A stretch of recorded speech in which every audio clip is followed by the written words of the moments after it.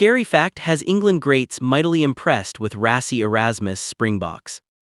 Retired England duo Ben Youngs and Dan Cole have delivered their assessment of the Rugby Championship title-winning Springboks, and it's a verdict full of envy about how Rassie Erasmus goes about his business.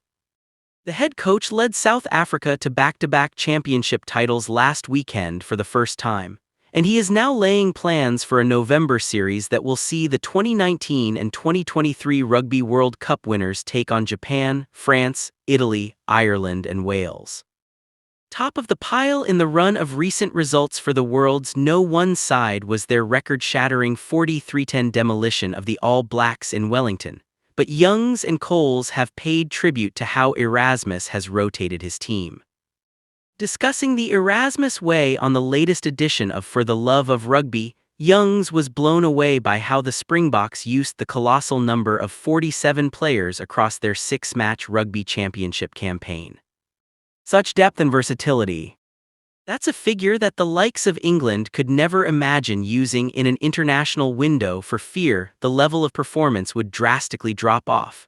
And it means the Springboks are well on the way towards having an enviable strength in depth for their 2027 World Cup title defense. Here is how the Youngs and Cole conversation about the level of the Springboks' depth unfolded. Youngs, what the Springboks also have is just a huge amount of depth, and they have still got that creativity. Kolisi has been terrific this tournament, age 35, just still doing it. But what is really smart is they are playing him with a really young 10 so he can help him.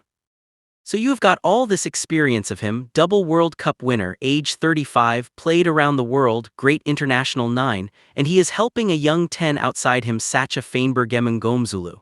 Then you flip it to the midfield and the options they have there, and we have seen that, and then you start looking at the back 3 threats they have.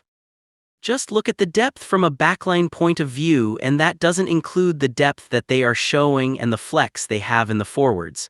It's mightily impressive where the Boks are going and how they continue to dominate in many ways. I wouldn't say they are as dominant as that New Zealand team from 2011 to 2015 because that team rarely lost, and South Africa lost a couple this season.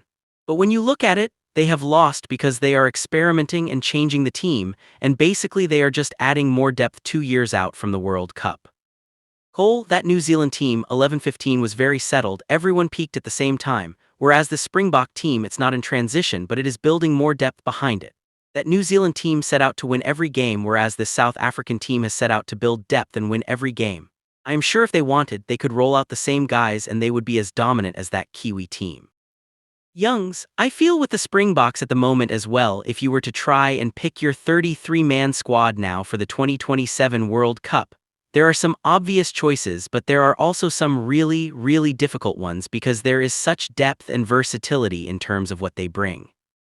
Even in the front row, Thomas du Toit can play both sides. Then you look at back row and the options they have there, the locks that they have, and then you start looking at the back line, the midfielders, the back 3, it's unbelievable.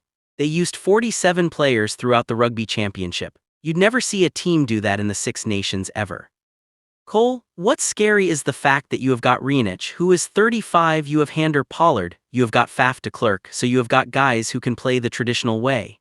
Then you have got your Sachas of this world who can come in and play up-tempo, speedy kind of way. Then you can mix and blend them both like they did last weekend.